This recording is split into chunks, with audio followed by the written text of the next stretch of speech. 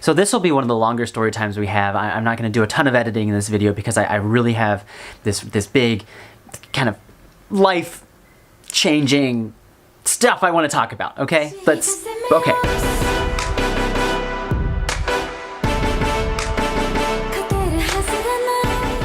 So I want to tell you a bit of a story.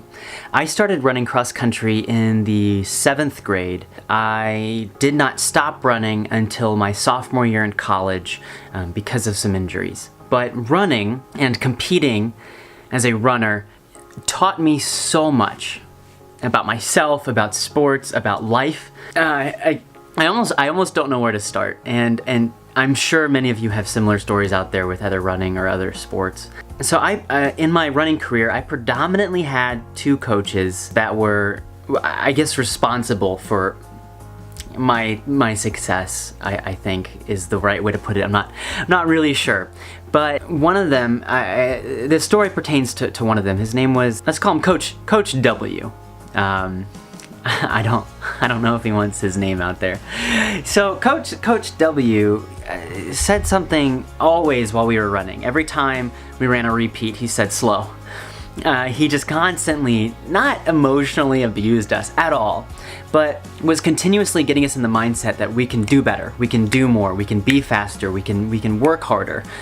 And he congratulated us when it was necessary, but day by day he gave us just a little more to work towards. And then he said something really interesting to us at a practice. He said, if you don't act like a winner, you will never win. And that for me at the time was a bit peculiar because, you know, I wasn't, you know, a super cocky kid and I don't know, but like for me, it's like, what did it mean to act like a winner, right? And to do all these things. And he really, what he was trying to get at was believe in yourself. Not to be cocky. He wasn't saying do stuff that you can't do. I don't know. It was reasonable. He was saying believe in yourself. Act like a winner and start winning. And this really showed its face one race when, you know, we were getting ready to warm up and it was at the beginning of the season and he walks up to me as I'm stretching. He goes, how you feeling today? And I'm like, well, okay, coach, I'm feeling pretty good. And he goes, yeah, what place do you think about? What place are you thinking about? What place are you thinking about getting? And I was like, yeah, you know, there's a couple pretty good teams here. You know, I probably, you know, 5th or top 5 or something like that. And he looks at me and goes, why aren't you going to try to win it? Look at these guys. You can win this race.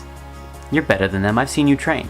And at that moment, I had never won a race before. I had run races. At that point in time, I had never won a Division I varsity men's cross-country meet. It hadn't happened. And I was like, in my mind, that was such a distant thought, like win. How would I try to win this race? I'm not that good. I'm not that fast. I'm only a junior. I'm not even a senior yet. And long story short, I won that race. And that started a chain of events that really led me to where I am today. That was one of the pivotal moments of my life. I can look back and I can say that conversation changed my trajectory. Some people think I'm cocky, and it's definitely a part of my humor set. 100%, no questions asked. I have some cocky in my jokes, and I am a little cocky. I'm a white male, aren't we all?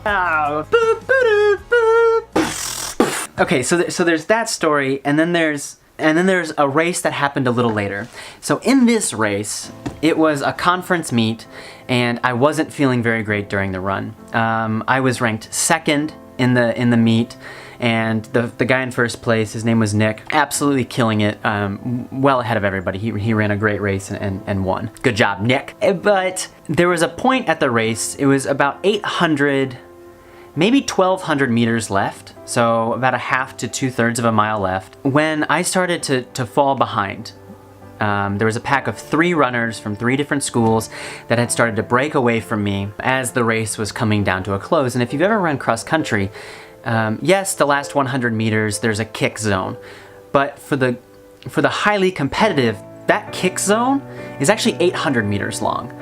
people really start turning over with 800 meters left. And that's when you start to see the bands form. And they started to pull away right before that big kick zone. There was a salient thought that had ran through my mind. Boom! It was that if I don't catch up to these 3 runners right now, I'm not gonna beat them. And I'm gonna concede a top 3 finish in this conference race. And I remember thinking, I am in a ton of pain. I cannot breathe. My legs are burning. My toes hurt, right? It's just, everything was just give up. And I looked at their sweaty backs and I said, if I don't do it now, I'm going to regret it after the race. I'm going to say I should have done that. I should have picked up the pace. I'll go home and I'll be like, yep, I let my team down. I had an opportunity to do something great, to finish second in a competitive conference and really boost my energy going into the district and the regional and the state meet. And so at that moment, I literally like bit my tongue and I was like, just get to them. Just catch up to them as quickly as possible. So I did. I had this huge burst of speed in the middle of the woods, and I got right on their backs in a matter of 10 seconds or so. And I was like, okay, we're here. Now sit. Now wait. Because something about me as a runner was I did not lose in the last 100 meters of a race. So I knew that if I could just hold on until the last 100 meters that I had second place. This is what I'm doing right now with this channel. Now, okay, we can say second place. Yes, it would have been great. It would have been great if I had won the race, but that doesn't matter. I won for myself. I ran a good time. The winner ran a great time as well. No problems. But with this vlog, I was posting 3 times a day. I had 45 videos and 125 subscribers. That's objectively terrible.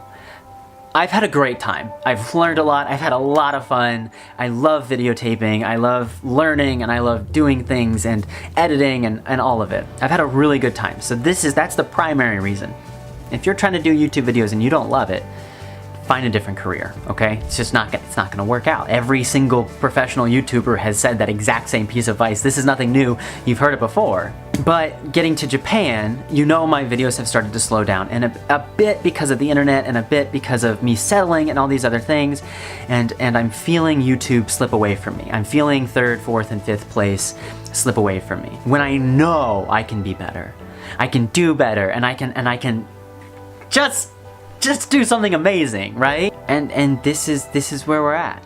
Okay, so last night I went to bed at 10 o'clock at night. I woke up at 11 o'clock at night, stayed awake until 2:30 in the morning, and during that time, I started to make a list of all the things that I wanted to post about, and I have pages. Every single line is a different video idea, from everything to what to pack to live in Japan, Tech Review Fridays. They're almost all parodies of something fun, and I'm really excited. So as this is the first video, it all starts here, right? And I want to know if there's anything funny you want me to do, if there's anything interesting you want me to talk about. I'm all in. I'm all in. And I want to apologize in advance if I cannot post something. It is because of my internet. One night I woke up after like 5 hours of sleeping and it said a video had rendered 10% onto the internet. I'm gonna do my best. Right before I go to sleep, I hit upload, I plug my tablet into the electrical outlet, and I just wake up in the morning, and generally speaking it says, done, great, no problem. Sometimes that's not the case. But I will do my best. I will do my best. I videotaped myself a little bit last night.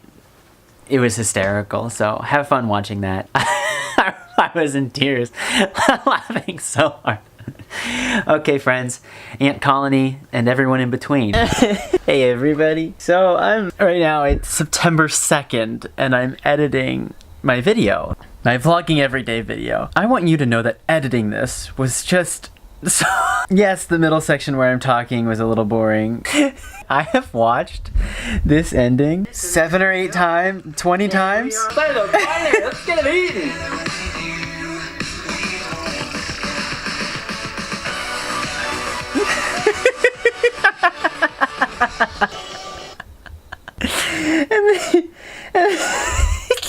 you know, I get a little sentimental and then I do the big reveal, right? Please let me know if I am the only one that thinks this is so and I have so many more ideas. I have so many ideas of what I want to do.